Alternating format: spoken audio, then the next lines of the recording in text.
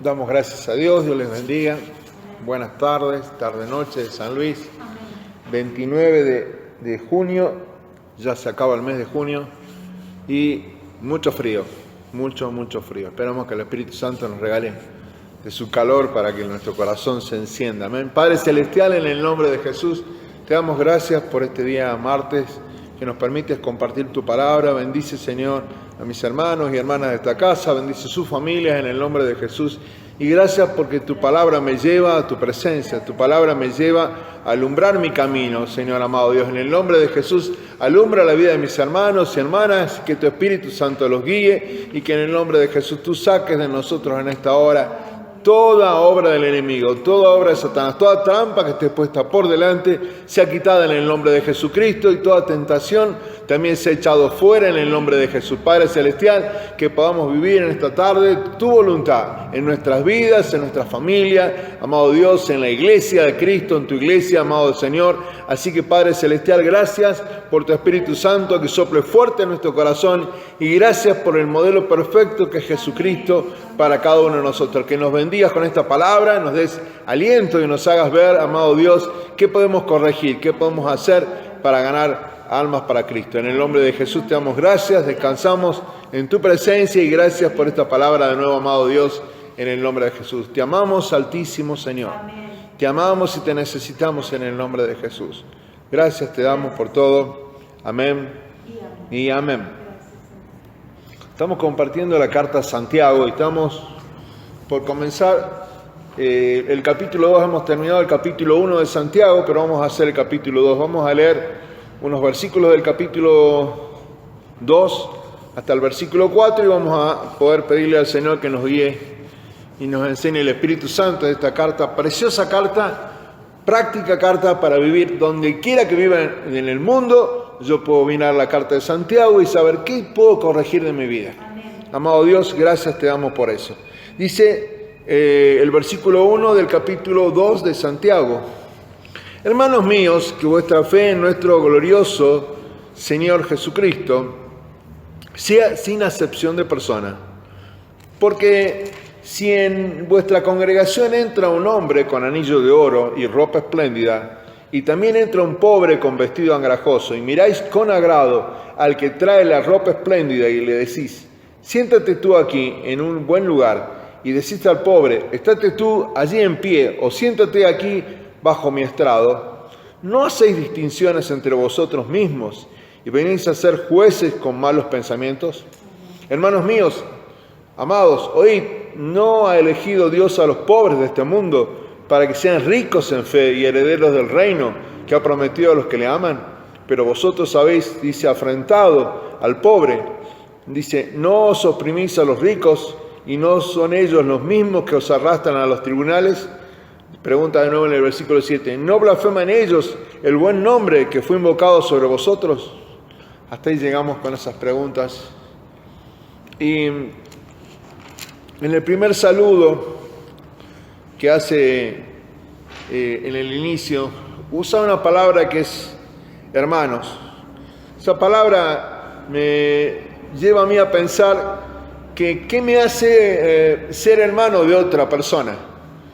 ¿Qué me hace vincularme con Cristo Jesús a través de otra persona? Aunque en la cartilla que estamos siguiendo no está la cita bíblica que yo voy a tocar ahora, yo quiero que se anote. Voy a tocar Efesios capítulo 4, los primeros versículos de Efesios 4, pero es porque es muy importante. ¿Qué nos hace hermanos a los hijos de Dios? Porque le dice Pablo: hermanos míos. Entonces, ¿qué nos une para ser hermanos? Primero, tenemos un Padre Celestial, ¿sí? Y vamos a leer Efesios 4 en un instante para que veamos qué nos hace hermanos. No sé si alguno se ha preguntado en su corazón: ¿y por qué somos hermanos? Si yo soy de papá Marcos y de mamá Gladys, y algunos son de María y de papá Antonio, y ahí sí tenemos cada uno de nuestros padres, pero bueno, así estamos, y el Señor nos dice así en esta primera capítulo 4 del libro de Efesios.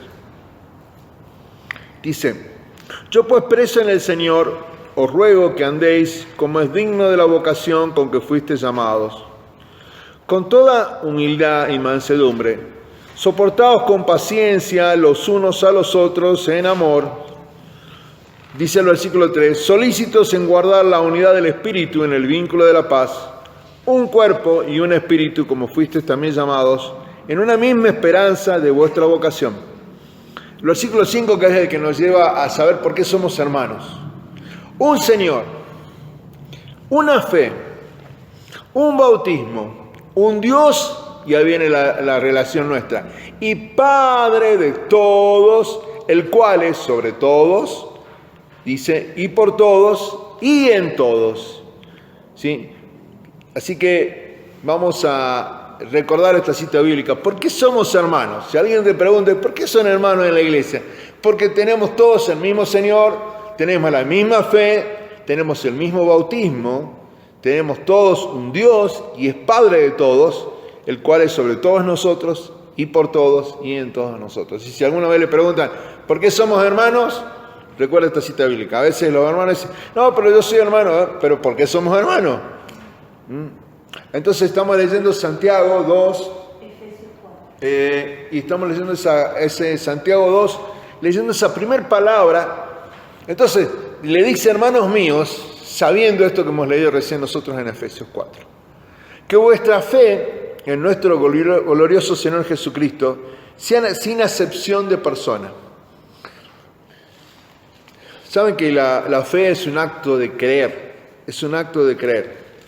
Y la fe cristiana es un todo para el cristiano. Otra cosa muy importante que hemos leído recién en Efesios. Una fe. No somos de distinta fe. ¿Qué significa no ser de distinta fe? Significa no tener creencias individuales. Por ejemplo, los hijos de Dios no podemos tener una creencia individual. A veces hay iglesias que tienen una creencia. Son iglesias mormonas, testigos de Jehová, de otras denominaciones, la iglesia católica misma. Pero la iglesia evangélica, la iglesia cristiana, tiene que tener una sola fe, puesta en Jesús. Dice que yo pongo los ojos en Jesús en Hebreos, autor y consumador de mi fe. No hay otra fe. ¿Sí? Y esa fe se basa en la obra de salvación de Jesucristo. Cuando yo creo eso, comienzo en mi vida un proceso de un cambio. Como dice ahí también en Filipenses, el que la buena obra empezó va a ser fiel en terminarla. Pero la fe en Jesús me abre un camino. ¿Qué tengo que creer en Jesucristo? Qué bueno que Él es mi Señor y Salvador. Entonces a estos hermanos de la carta que escribe Santiago les dice por eso que vuestra fe, o sea, esa única fe que tenemos que tener nosotros en Jesús, dice, en nuestro glorioso Señor Jesucristo. Es lo que vuelvo a repetir, es lo que me permite ver no distintas fe. No puedo tener fe en el Papa y tener fe en la iglesia evangélica. No puedo tener fe en el pastor porque no me sirve de salvación. Sí puedo tener fe en Jesucristo, que está a la diestra del Padre, resucitado, la cruz está vacía y está siendo el intercesor de todos aquellos que lo necesitamos. De todo lo que lo necesitamos. Yo lo necesito, usted lo necesita. Entonces nuestra fe está enfocada en decirle a nuestros hermanos que hay algo que nos une con un Padre, y ese Padre es distinto a nosotros. Nosotros somos personas que las veces que queremos hacer algo, tenemos doble vara para medir muchas veces. No nos damos cuenta a veces, pero es por lo que hemos vivido. Por ejemplo, hay personas que le cuesta aceptar la raza y el color de una persona. Si son, por ejemplo, si estuviéramos viviendo más al sur o más al norte, en el centro de la República se ve poco ya, pero en el norte se ve. Estuviéramos viviendo bien al norte, pasamos Salta, pasamos la zona de embarcación, nos vamos más al norte, y en la zona de Tartagal, Orán, ahí en los montes, encontramos tribus que son originarios, pueblos nuestros, hermanos de la fe, inclusive hay iglesias ahí adentro, pero quizás si los vemos a ellos decimos, no, pero ellos se sientan en una tabla, no sé si alguna vez han visto, pero parten un poste a la mitad, un poste ancho, ponen ahí dos bases, sientan ahí sus cuerpos y ahí escuchan la palabra. El piso no es como el que tenemos acá, de granito, ni de cerámica, ni alisado, no. Hay un piso mojado, barrido, no sé si alguna vez lo conocen, un piso de tierra, mojado, barrido. Pero son nuestros hermanos. Y si yo fuera ahí y mirara a mis hermanos con otro color, de otra forma, inclusive por lo que comen, por cómo hablan, yo estaría haciendo acepción de personas. Cristo me dice, todo cristiano que cree en Jesucristo es mi hermano. No importa el color, la raza, la situación donde viva. Y dice, no hagan acepción de personas. Y ahora vamos a leer un poquito qué significa hacer acepción. Ahí dijo en el versículo mismo, en el 1, sí dice que esta fe es sin acepción de personas. Y cuando habla de acepción de personas, habla de no levantar el rostro, ¿sí? De una persona por encima del de otro.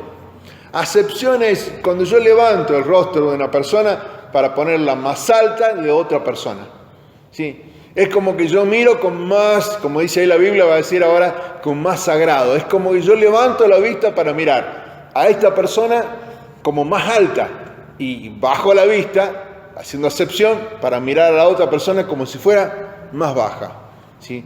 La acepción es algo que Dios no ama. Vamos a ir a la guía y vamos a leer algunos puntos de la guía. Está de moda en este momento en toda Argentina y en varias partes del mundo lo que se llama inclusión. Bueno, la iglesia evangélica es inclusiva. Si hay algo que tiene la iglesia evangélica es que es inclusiva. ¿Por qué es inclusiva? Porque no discrimina a la condición económica de ninguna persona. En ese punto la iglesia es, por sobre todas las cosas, lo fue desde el comienzo, porque Jesús fue así. Dice la Biblia, perdón, dice el punto A, que está ahí en el estudio, si me siguen ahí.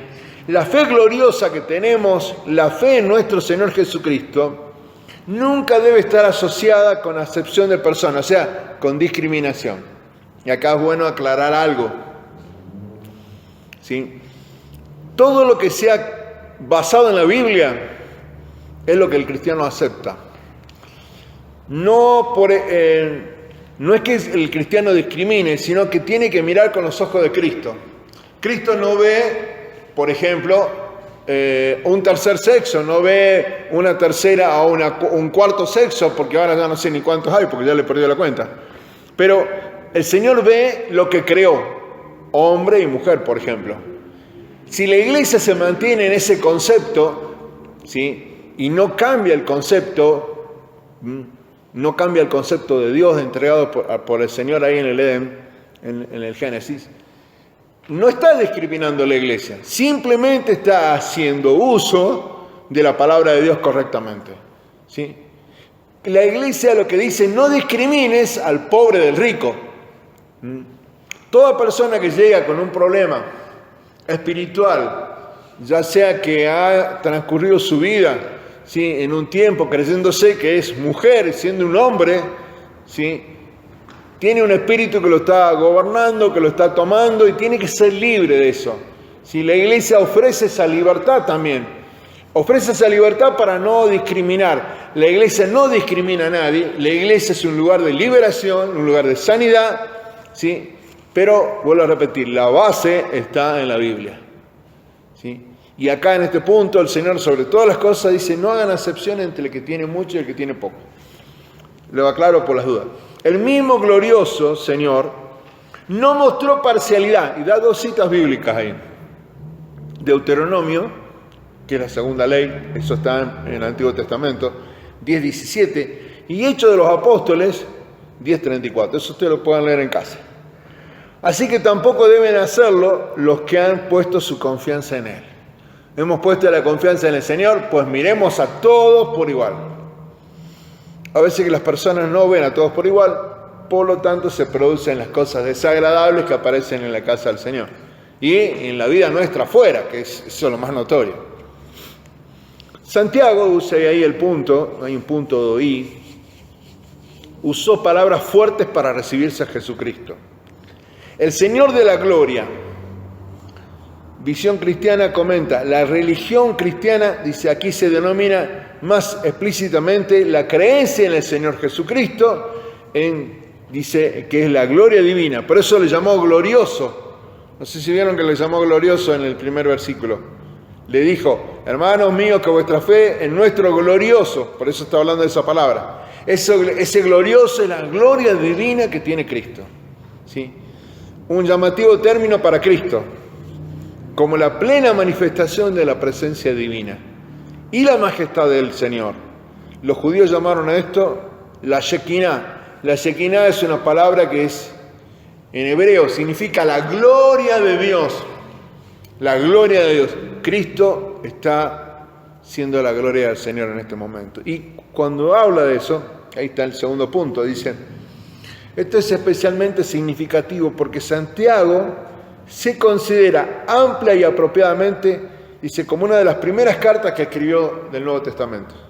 Ahí está la fecha aproximada entre el 44 y 48 después de Cristo. Esto significa que los primeros cristianos consideraban a Jesús como Dios y lo decían con palabras fuertes, dice, y inconfundibles. Unos siglos después apareció un hombre llamado Arrio, un monje. Este monje dijo que Cristo no era Dios. De ahí viene en gran parte que usted en el siglo, no sé si algunos saben, pero en el siglo XIX aparecieron los testigos de Jehová, que para los cuales el Señor no es Dios, Jesucristo no es Dios. Sigo acá, no me voy del tema. Punto B. Debemos recordar bien que Santiago escribió, dice, a una era muy parcial, llena de prejuicios y odio, basado en la clase, en las etnias, en la nacionalidad y en el trasfondo religioso. ¿Se acuerdan que yo les conté que esta carta fue escrita para todos los judíos que se habían dispersado, que estaban en todo el sur de Europa, el norte de Europa algunos, en el Asia, otros en el norte de África? Los judíos se dispersaron. Cuando Roma terminó de prácticamente destruir su pueblo, los judíos salieron y la mayoría eran cristianos, la gran mayoría. Entonces Santiago les escribe para donde quiera que ellos vayan, su conducta sea correcta. Entonces se encontraban en un pueblo, por ejemplo, los que vivían en el norte de África se encontrarían con árabes. Los que estarían, por ejemplo, en el sur o en la zona sur de Europa, se encontrarían con creencias como las griegas, como las romanas, o las creencias que había en Asia. Entonces los cristianos que comenzaban a salir, aún los mismos judíos, tenían un montón de pueblos. Y ahí es donde una de las cosas más bellas que hace Jesús. Cuando los apóstoles salen a predicar, se encuentran con muchas lenguas, con muchas naciones. Y se encuentran con naciones que no son judías. El apóstol Pablo dice que tiene el mensaje para los gentiles. Hay hermanos nuestros, por eso el comienzo es precioso. Hay hermanos nuestros que están en todo el mundo y tampoco ellos merecen que nosotros los discriminemos. Algunos cantan himnos, otros son muy pentecostales, otros no cantan tantos himnos, cantan algunas canciones nuevas, pero si viven en la fe de Jesucristo y viven conforme a la palabra de Dios y la mantienen en su corazón, son hermanos nuestros. Listo, termina ahí. Dice acá, debemos recordar bien que Santiago escribió en un tiempo muy especial como el de ahora, con trasfondos religiosos. Las etnias son las razas, esta que estoy contando yo, romanos, griegos, ¿sí? Del norte, árabes, egipcios, y de un montón de clases sociales que había en ese tiempo, nacionalidades inclusive. Y en el mundo antiguo se categorizaban rutinaria y permanentemente a las personas, debido a que uno eran judíos, el judío no se juntaba con el gentil, por eso le habla Pablo también. Otros eran esclavos y otros eran libres. Había muchos ricos y había pobres, ahí estoy leyendo ahí. Griegos o bárbaros, o lo que fuera. Era un lío bárbaro en ese tiempo. Como ahora mismo es un lío bárbaro, ¿sí? Los evangélicos a veces nos vemos en un problema porque a veces usamos palabras muy, muy bajas para llamar a otros pueblos. Por ejemplo, somos muy despectivos a veces con los paraguayos, con los bolivianos, con los peruanos, con los chilenos.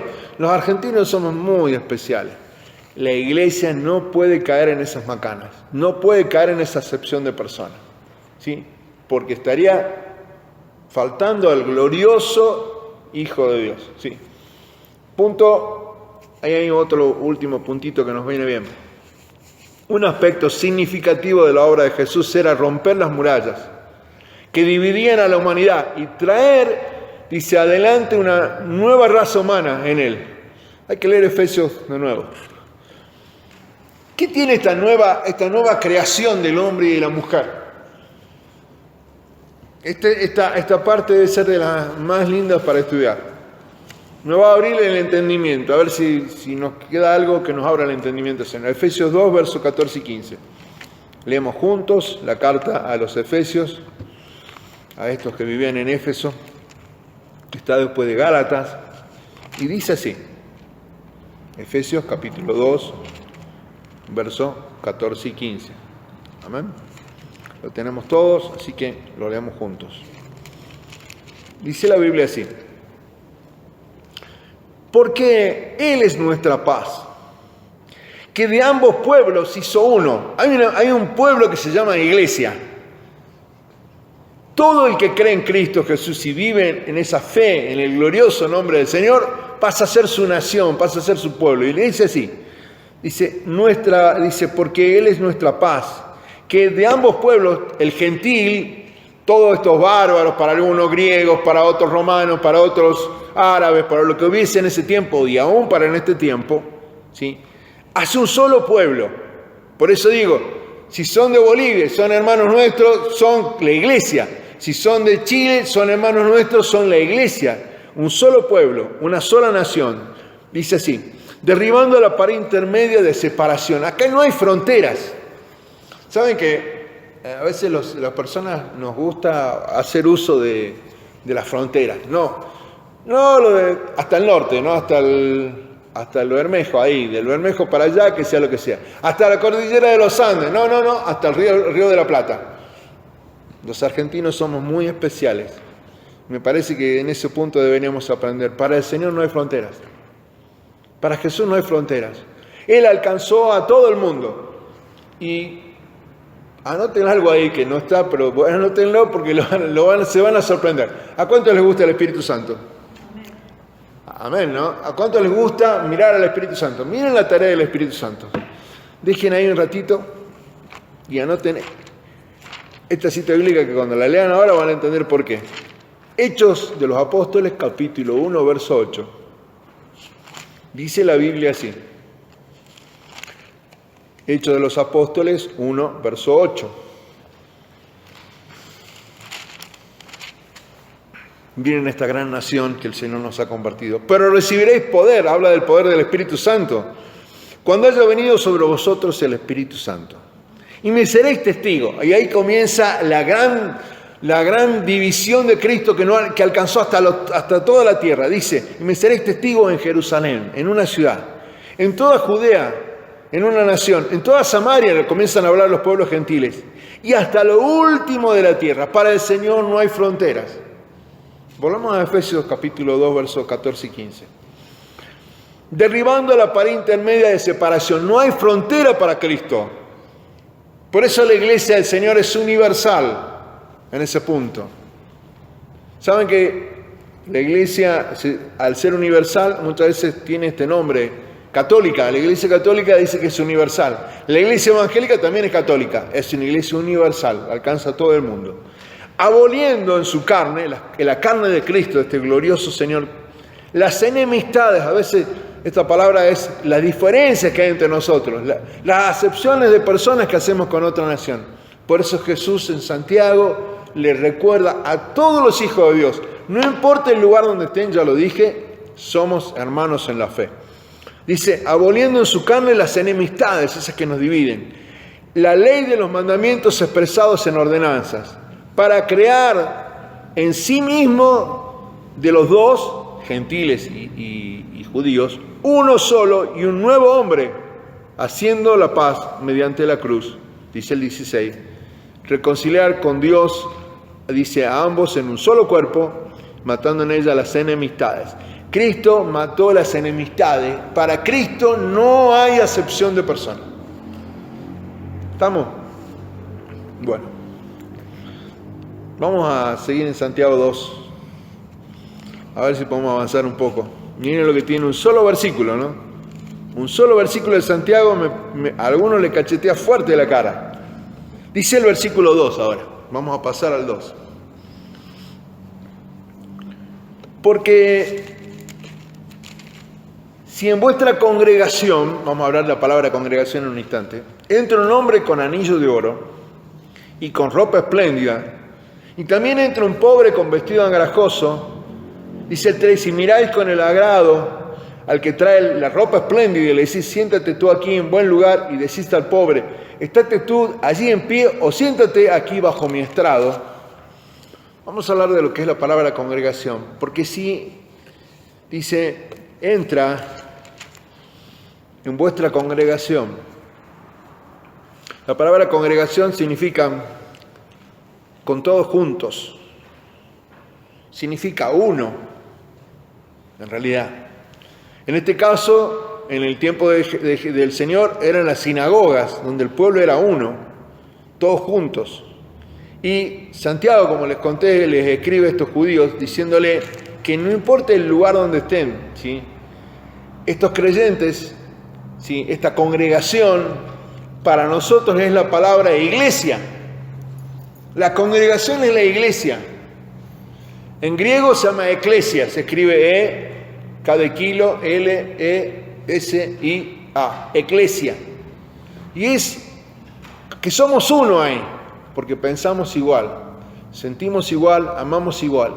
Y somos hermanos, sin enemistades, sin pleitos. Por eso la iglesia cuando tiene pleitos, tiene problemas.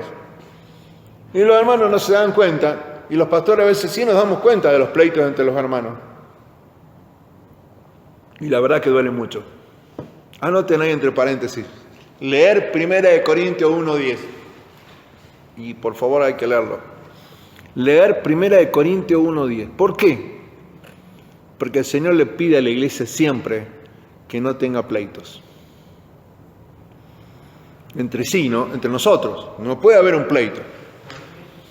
1 Corintios 1:10. Léanlo en casa. Así yo puedo avanzar un poco más. Dice que esta persona trae anillo de oro, ¿sí? O sea, si en el tiempo, recuerdan, no sé si la del hijo pródigo, la prédica, la parábola del hijo pródigo, ¿se acuerdan cuando el hijo perdió todo y cuando regresó a la casa del padre le pusieron un anillo? Significaba devolverle toda la plenitud de hijo. Pero si nosotros vemos en este mundo las riquezas en el oro, vemos que las personas que aman eso, en realidad no son grandes amantes del Señor Jesucristo. Dice que este rico aparece con una buena ropa y con anillo de oro, y también entra un pobre junto con él, entran juntos los dos, vestido andrajoso. En el tiempo de Jesús, miren esto, de Jesucristo pueden mirar que entra a la casa, por ejemplo, de Mateo, o entra a la casa de Zaqueo, entra a algunos lugares y la costumbre era ponerle un lebrillo para lavarse los pies, porque se usaban sandalias y había que limpiarse los pies por el polvo que se levantaba en el camino y entraba en el calzado. Y uno de los ricos, ellos no le pone el lebrillo. Y no sé si recuerdan la historia, pero aparece una mujer que está conmovida por Jesús, quebrantada por Jesús, y comienza a llorar, y sus cabellos están sobre los pies de Cristo, y con sus cabellos y sus lágrimas, yo me imagino la cantidad de lágrimas que soltó por sentirse pecadora, y con sus cabellos comenzó a enjugar los pies del Señor, a lavar los pies del Señor. Y los ricos comenzaron a mirar a esta mujer diciéndole, si este supiera, dicen entre ellos en su corazón, no se lo dicen de boca para afuera, sino lo dicen dentro de ellos, ¿no? Piensan para ellos. Si este supiera qué tipo de mujer es, que es una pecadora, que es una prostituta, que es una mala mujer, no dejaría eso.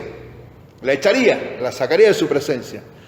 Pero el Señor le recrimina al rico que no lo atiende, que no lo cuida. Más esta mujer dice, derramó sus lágrimas, me limpió los pies cuando ustedes no me honraron así.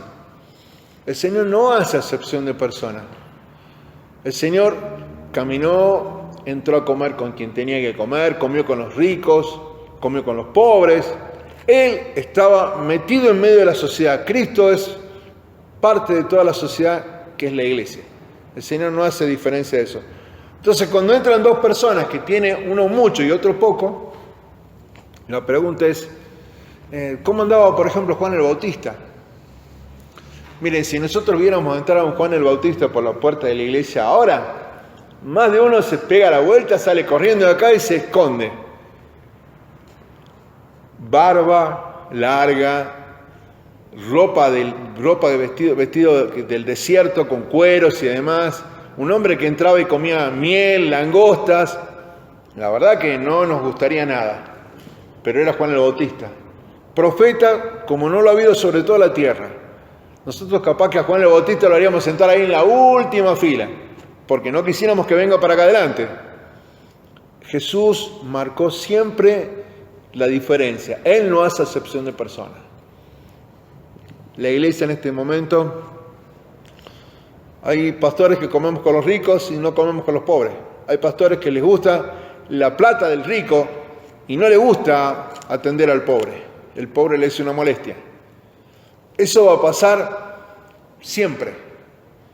Pero también hay iglesias que los pastores, quizás con muchas oraciones de su parte, con la oración de su pueblo, de algunos hermanos que los aman bien, pueden ver que ellos no tienen que hacer acepción de personas. Esperemos que estemos dentro de ese grupo siempre.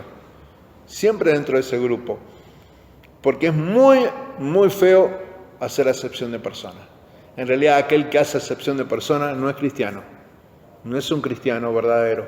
Es una persona que falsea, que es hipócrita. Con uno actúa de una forma y con el otro actúa de otra forma. Bueno, acá, esa ropa espléndida, pomposa, ¿sí?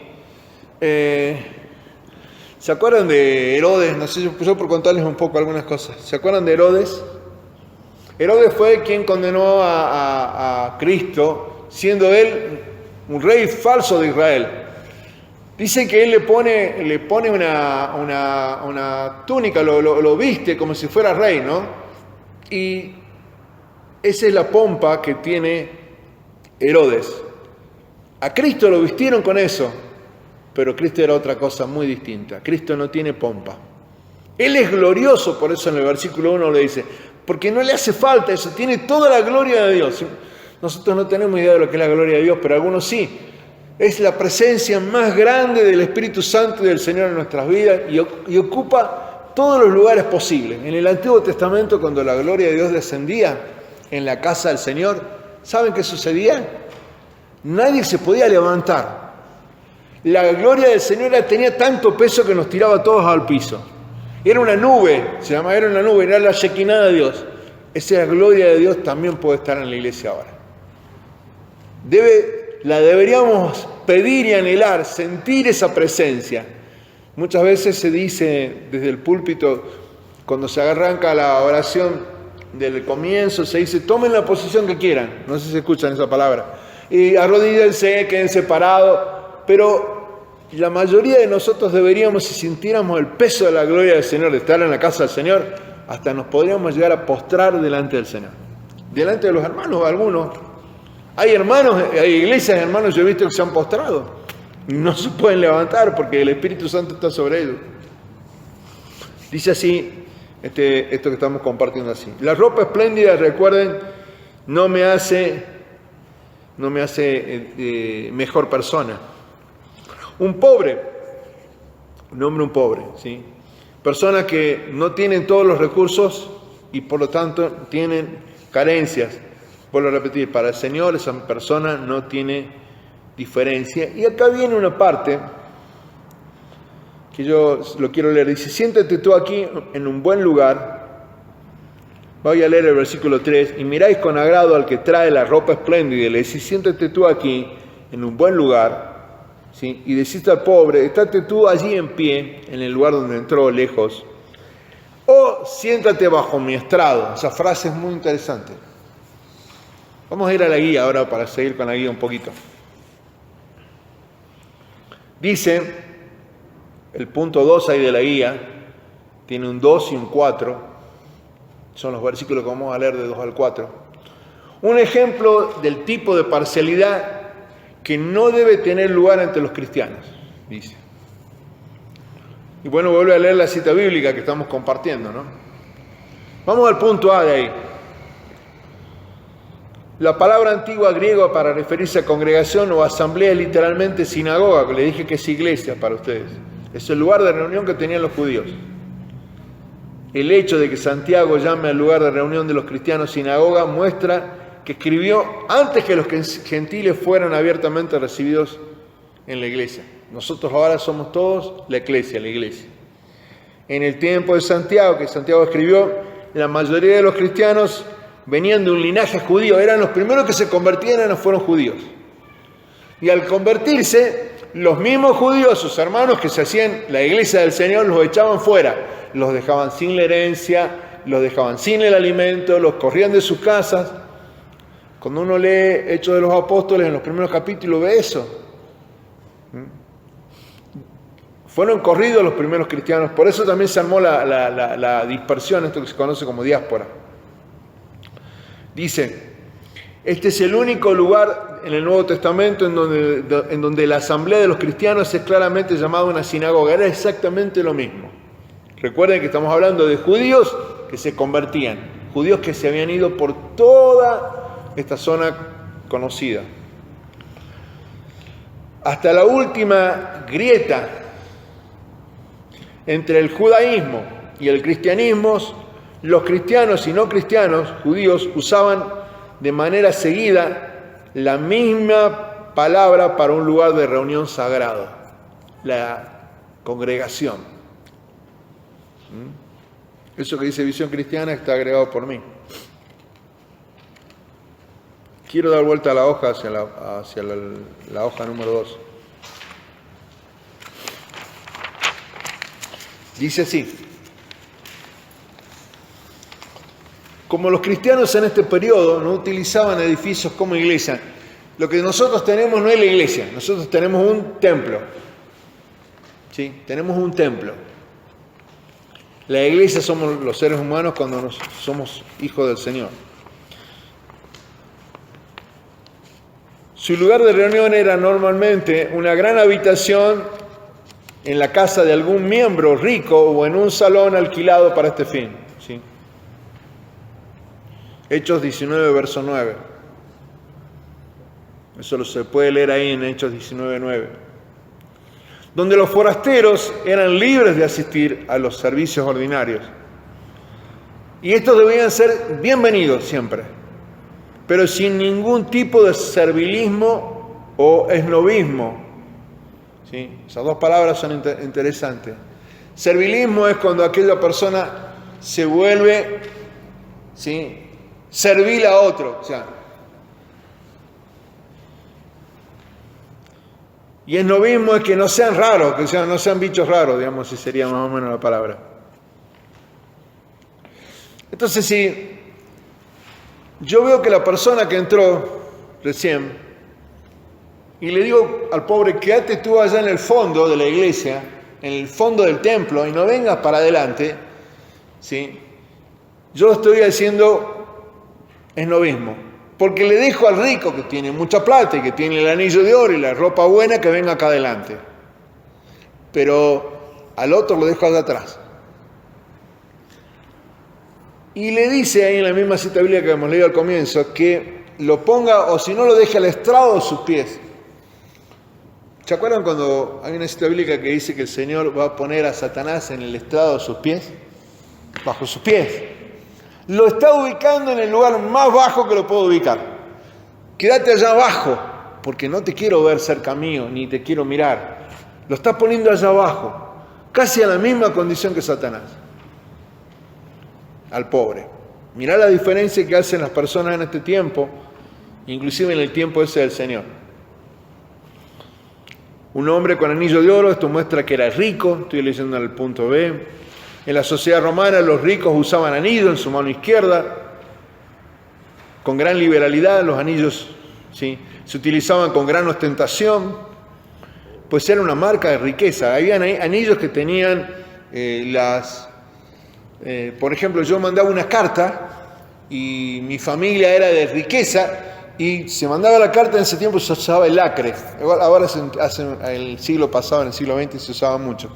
Entonces, cuando se hacía el anillo para mandar, para saber que era de algo real, yo con el anillo lo marcaba el lacre. El lacre es no sé si alguna vez vieron, eso rojo, que es como una barra que se calienta, tira como si fuera un cebo, pero es muy, muy caliente, y con el anillo se marca la carta para saber que hay realeza. Los ricos se marcaba como un sello. Vos usabas tu anillo como un sello. Hasta el siglo pasado se usó mucho. Había tiendas en las cuales en Roma los anillos se podían rentar por ocasiones especiales, o sea, se podían alquilar, como la ropa para los casamientos, que ahora está de moda, ¿sí?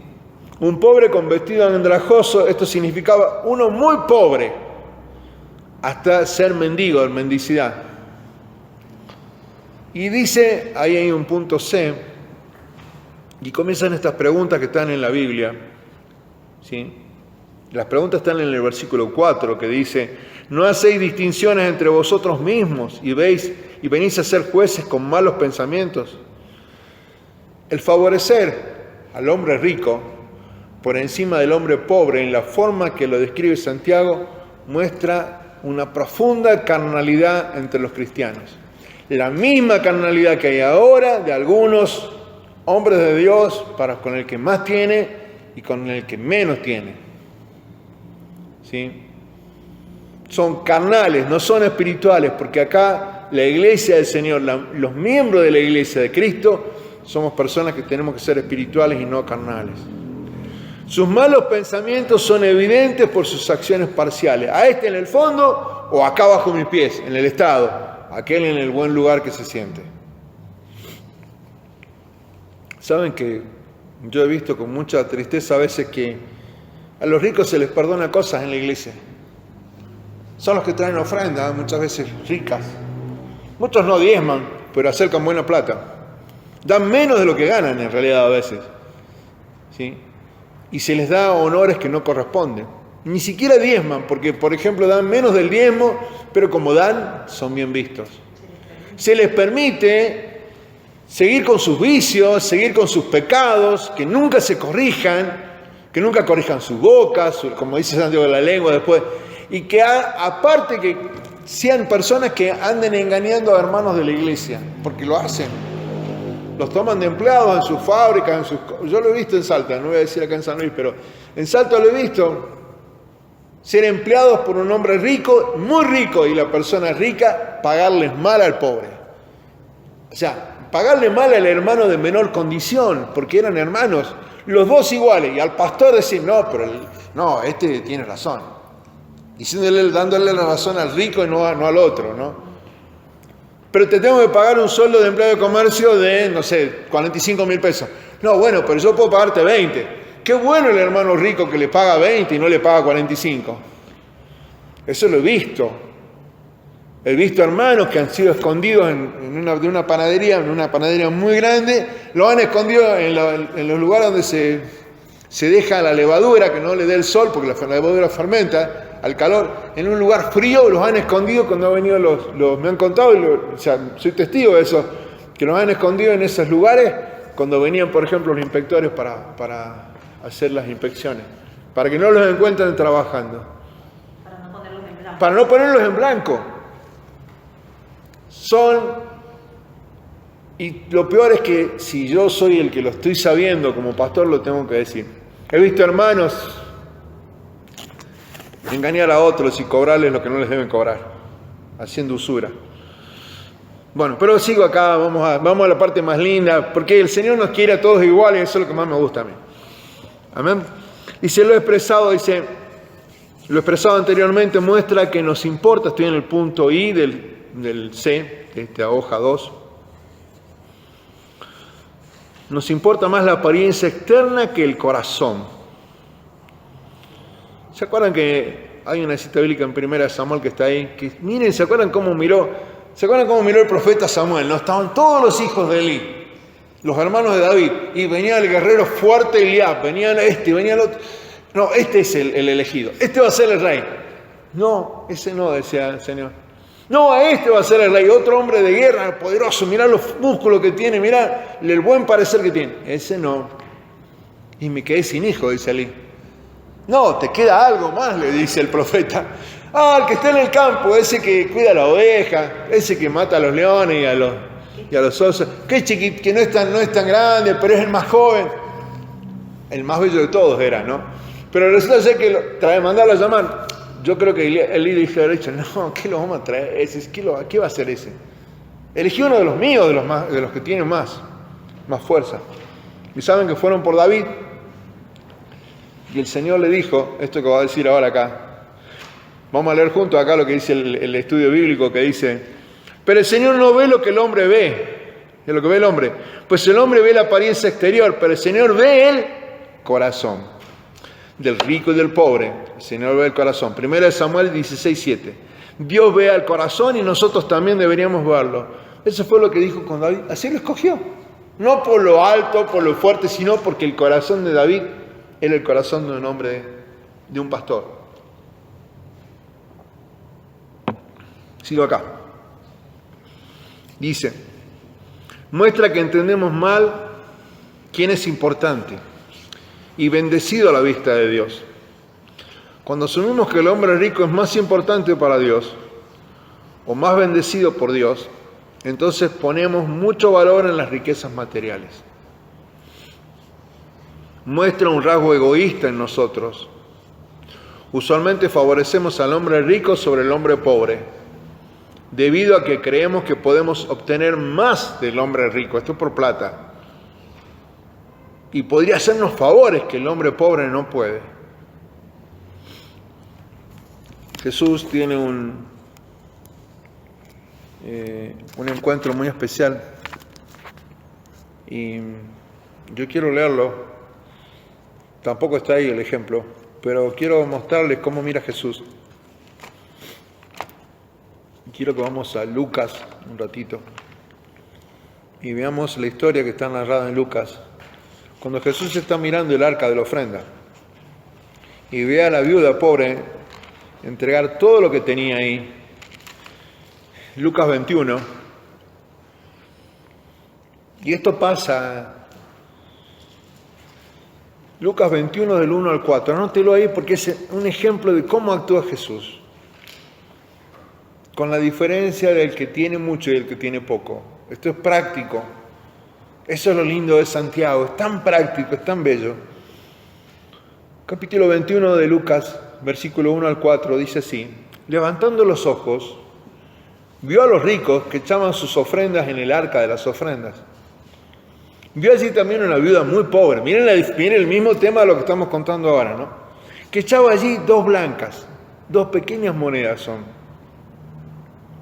Y dijo a sus discípulos, le dice a la iglesia en esta noche, y dijo: en verdad os digo que esta viuda pobre echó más que todos, porque todos aquellos echaron para las ofrendas de Dios lo que les sobra. A Dios no se le da lo que a uno le sobra. El rico daba lo que se le sobraba. Nunca llegó a diezmar, los ricos no diezman, dando de lo que les sobra. Mas esta, de su pobreza, echó todo el sustento que tenía. Ejemplo mejor que ese no lo van a encontrar para agregar en este estudio bíblico. Es Lucas 21, verso 1 al 4. Quiero avanzar un poquito más. Vamos a... ¿sí? Vamos al versículo 5 en adelante, al 7, del 5 al 7. Hermanos míos, vuelve a aparecer la palabra hermanos.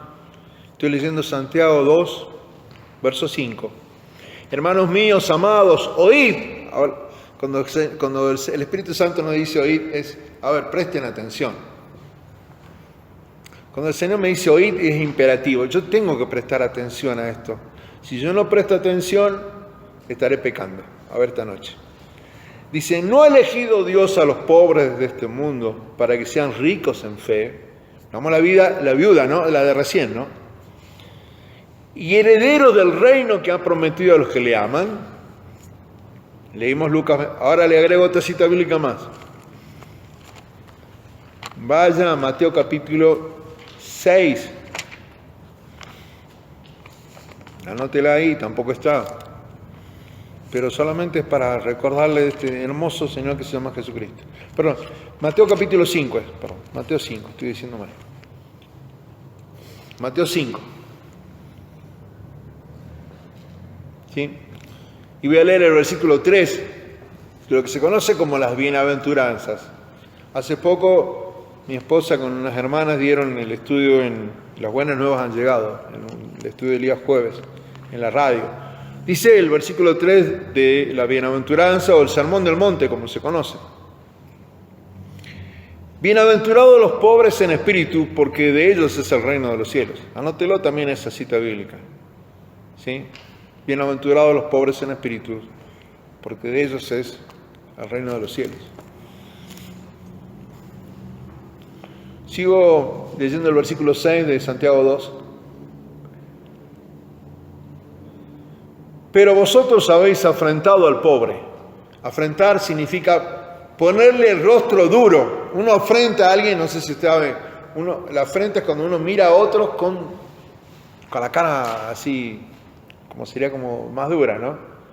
Al rico me pongo contento de recibirle y al otro le pongo una cara dura, una cara más recia, le afrento.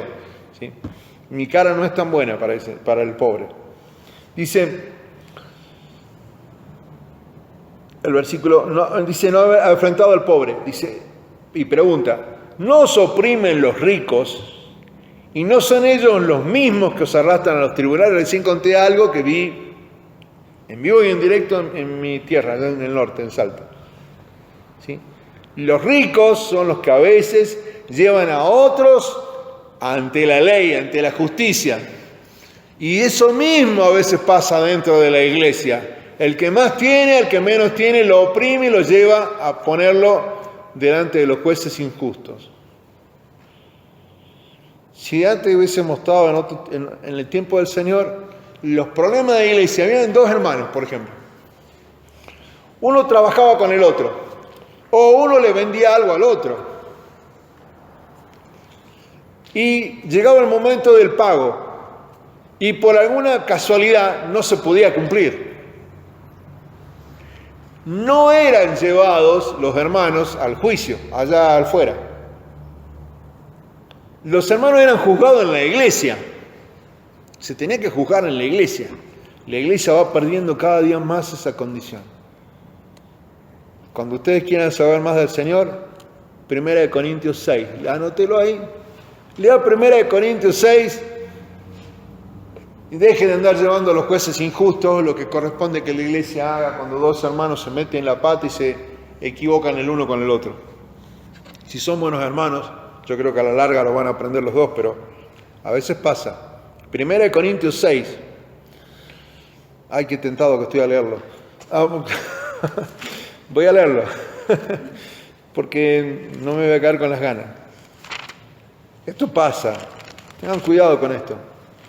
Y después le andamos diciendo, ay, qué buen hermano, el otro. No es un buen hermano. No es mi hermano en realidad, pero bueno, vamos a desenmascarar algunas cosas esta noche. Porque es lo que hacemos a veces y eso no es lo que Dios quiere.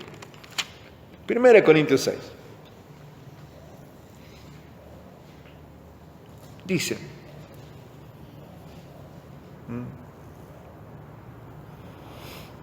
¿estamos? ¿Puedo leer? Yo voy a leer rápido porque quiero volver de nuevo al otro punto. Versículo 1, voy a leer hasta el versículo 9, si no me permite. ¿Os alguno de vosotros cuando tiene algo en contra de otro? Estoy hablando de la iglesia, de los hermanos de la iglesia. Ir a juicio delante de los injustos. No, pero te firmé un cheque y te firmé un documento. Y por lo tanto te firmé un pagaré y yo te voy a llevar. Bueno, me pagás, yo te voy a llevar ahí afuera al juez injusto. Y no delante de los santos, pregunta el apóstol Pablo, cuando esas cosas tenían que juzgar la iglesia? ¿O no sabéis que los santos han de juzgar al mundo? ¿Cómo voy a, si yo voy a juzgar al mundo un día, voy a andar juzgando a mi hermano porque me debe plata? No. Y si el mundo ha de ser juzgado por vosotros, por los que son hermanos verdaderos en la fe, ¿no es indigno que juzguemos cosas muy pequeñas? Claro que sí, porque la Biblia dice que entre nosotros tenemos que ser misericordiosos y benignos y orar los unos por los otros. Entonces los que andan haciendo esas cosas no son tan hermanos míos, ¿no? No míos, por lo menos. ¿O no sabéis que hemos de juzgar a los ángeles? ¿Cuánto más las cosas de esta vida? Si pues, dice, tenéis juicios sobre cosas de la vida, de esta vida, estos juicios que yo estoy contando porque no me pagaste, o me pagaste mal, o me pagaste de menos, dice, y pregunta el apóstol, ¿podéis, dice, ponéis para juzgar a los que son de menor estima en la iglesia? O sea, voy a poner a juzgar al que menos tiene. Imposible. No soy un hijo de Dios. Esa es la palabra. Para avergonzaros, los digo. Esto es para una vergüenza de la iglesia. Porque eso nos pasa en el día de hoy. Pasó en el tiempo del Señor y pasa en el día de hoy en la iglesia. ¿Por qué? Dice, pues, no hay entre vosotros sabio ni aún uno, no hay quien le diga, che, hermano, no es así como actuar, que pueda juzgar entre sus hermanos, sino que el hermano con el hermano pleitea en juicio, y esto ante los incrédulos. Bueno, yo con ese versículo llego ahí. Sí, espero que cuando usted llame a alguien hermano, sepa que lo que tiene el hermano es una misma fe, un mismo Señor, un mismo bautismo, un mismo Padre, sobre todos y por todos nosotros. Y si no, no es mi hermano. No es mi hermano y no condice con lo que es Cristo. Me está engañando y entonces yo no lo voy a llamar hermano. Lo llamaré por el nombre si quieren, pero no mi hermano. Una palabra hermosa que tiene la iglesia es la palabra hermano. Cuando uno llama a otro hermano que nos estamos igualando, por eso dije que Santiago usó la palabra hermano y yo quise contar por qué somos hermanos. Bueno, no sé si en qué hora estoy, pero vamos a hacer 5 minutos más nada más. Santiago, capítulo 2, y seguimos ahí. Dejé el 6, ¿se acuerdan, no? Del versículo 6, para irme al 7 ahora. No blasfeman ellos, habla de los ricos. El buen nombre que fue invocado sobre vosotros. Saben que estas personas nos llevan a juicio ante el mundo y nos llevan a juicio blasfemando el nombre de Cristo, porque no les sería permitido, si permanecen dentro del cuerpo de la iglesia, llevarnos a juicio. Y blasfeman el nombre de Jesús cuando nos sacan de la puerta del templo para afuera. Ya no son hermanos, por eso dije. Dice el 8. Si en verdad cumplir la ley real, conforme a la Escritura, amarás a tu prójimo como a ti mismo, bien haces. ¿Me entienden lo que le estoy contando, no? No sé si queda claro. Pero si hacéis acepción de personas, cometéis pecado y quedáis convictos, o sea, son incrédulos, quedan convictos, o sea, van a pagar un día por sus acciones. Por la ley como transgresores de la palabra de Dios. Me vuelvo a la cartilla y ya con eso terminamos. A ver si puedo terminar esta parte. La parcialidad del hombre en raras ocasiones está de acuerdo con el corazón de Dios. Estoy leyendo el punto 3 de la hoja 2, que dice 5-7. La parcialidad del hombre en raras ocasiones está de acuerdo con el corazón de Dios. Ahí está la cita bíblica. Dice el punto A. No ha elegido Dios a los pobres de este mundo para que sean ricos en fe y herederos del reino, lo hemos compartido recién.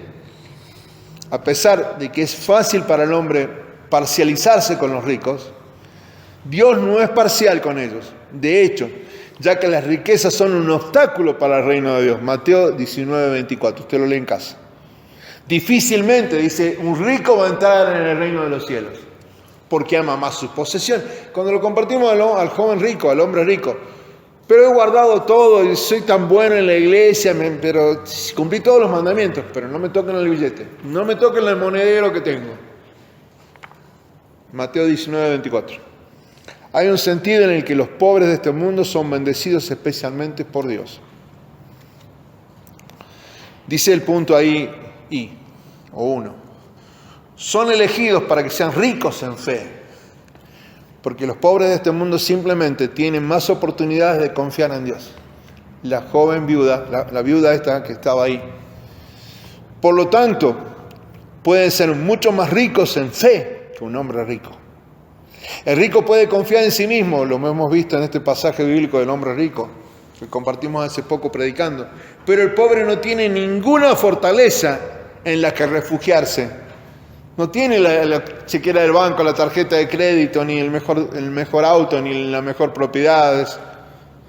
Excepto los dos fuertes brazos de Dios. ¿Saben qué tiene el pobre? Los brazos del Señor. Esto parece referirse en Mateo 11, 5. Y a los pobres se les anuncia el Evangelio. Estos creyeron en el Señor Jesús y encontraron su salvación, mientras que los ricos lo despreciaron, lo descuidaron y lo persiguieron. Esa cita bíblica de Mateo 11, 5 es una, vamos a hacer referencia, la vamos a tocar. Mateo 11, 5 es el primer evangelio de Mateo. Y me lleva a una parábola muy conocida.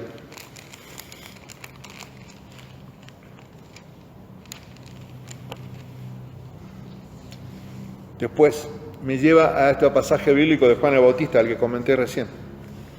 Los ciegos ven, los cojos andan. Eso fue lo que le contestó a los mensajeros de Juan el Bautista, porque Juan el Bautista le mandó a preguntar a Jesús si él era el Cristo, el que había de venir. Después viene una parábola hermosa de los ricos y de los pobres, cuando el Señor manda a buscar a los más pobres. Dice el 5, los ciegos ven, los cojos andan y los leprosos son limpiados. Los sordos oyen, los muertos son resucitados y a los pobres os es anunciado el Evangelio. Así le contestó Jesús, ¿sí?, a los mensajeros de Juan el Bautista. Después vienen las parábolas y bueno, después podemos compartir alguna de ellas. ¿Sí? Van a surgir ahora. Y los pobres se les anuncia el Evangelio. No ha elegido Dios, dice el último puntito, el B, en el sentido de que los pobres respondan con más prontitud en fe a Dios, teniendo menos obstáculos para el reino. Podemos ver cómo Dios ha elegido al pobre. Punto 3, arriba, dice: la historia de la iglesia, de toda la iglesia cristiana, demuestra que comparativamente más pobres que ricos han respondido al Evangelio.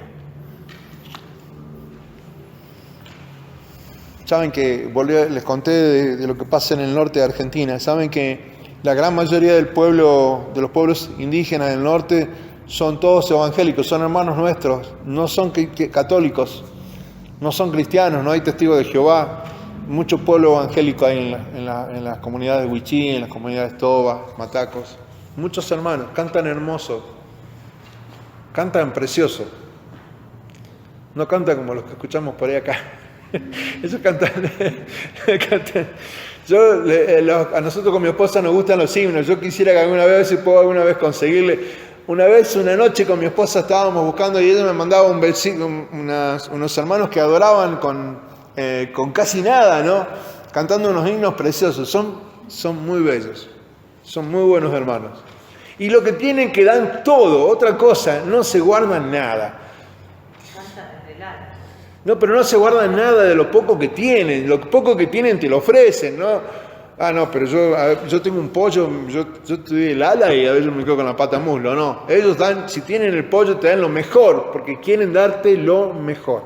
Siempre han sido así y serán así porque son los que Dios ha elegido. O sea, el pobre es más fácil que entienda el corazón del Señor que el rico.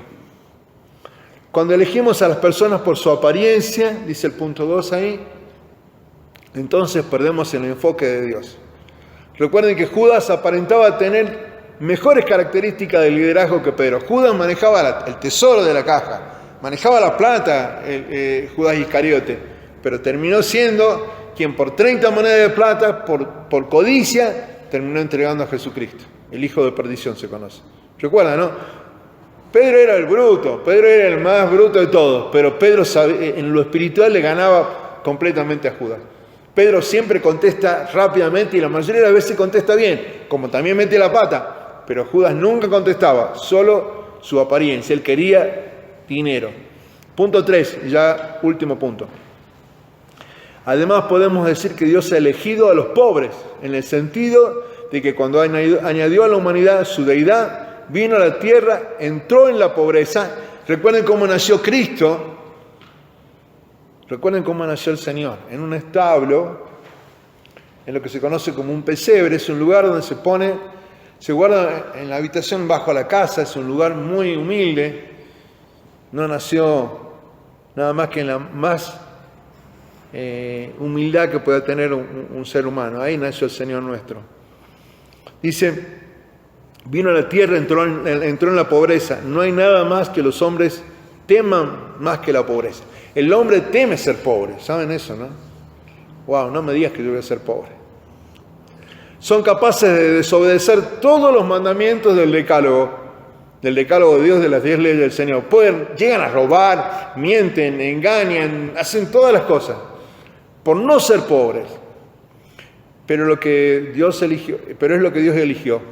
Solo tuvo una oportunidad de vivir nuestra vida y eligió nacer de padres bien pobres, José y María. Tan pobres que no pudieron ofrecer más que 2 palomas. En la presentación del templo hace poquito presentamos una nena y dimos la cita bíblica de Lucas. ¿Se acuerdan? No sé si se acuerdan, pero dimos la cita bíblica de Lucas cuando dieron una ofrenda. 2 palomas podían traer, no podían traer. Hay hermanos que no traen ni 2 palomas cuando presentan a un niño. Pero bueno, eso es lo que hará a su corazón. Pero ellos aún dieron ofrenda en el templo y trajeron 2 palomas. Bien pobres, ¿no? Eso está en el comienzo del Evangelio de Lucas. Y termina diciendo ahí, por supuesto Dios no solo ha elegido a los pobres, sin embargo podemos decir que Él ha elegido primero a los pobres, no que Él hizo acepción de personas, ¿sí? En el sentido en que Pablo habló en 1 Corintios 1:26, usted va a leer 1 Corintios 1:10 también, porque dice en 1 Corintios 1:26, pues mirad, hermanos, vuestra vocación con la que fuisteis, dice, con vuestra vocación, que no sois muchos sabios según la carne, ni muchos poderosos, ni muchos nobles. ¿Sí? No todos somos nobles, no todos tenemos plata. No es que Dios haya elegido a los pobres del mundo, sino que su elección son principalmente ellos, los pobres en espíritu. Amén. Y con eso sí, ya dejamos para compartir después los otros 2 puntos. ¿Sí? Oramos y que el Señor nos dé. Miren, podemos llegar hasta Santiago 2, verso 8. Leamos el 8 de nuevo juntos, Santiago 2, 8. Si en verdad cumplir la ley real, la ley de Cristo, iglesia, conforme a la Escritura, amarás a tu prójimo como a ti mismo, y eso lo estás haciendo bien. Bien haces, dice el Señor. Amado Dios, en el nombre de Jesús te pedimos que en esta hora, en el lugar donde nos encontremos, Señor, en el lugar donde tú nos hagas vivir, en el lugar donde tú nos hagas habitar, que veamos, Señor, que somos un solo pueblo, aquellos que creemos en ti y somos hermanos. Amado Dios, en el nombre de Jesús, amado Dios, que no nos impida el perfume, la ropa espléndida, los anillos de oro, los vehículos, las propiedades, hacer diferencia por aquel que menos tiene.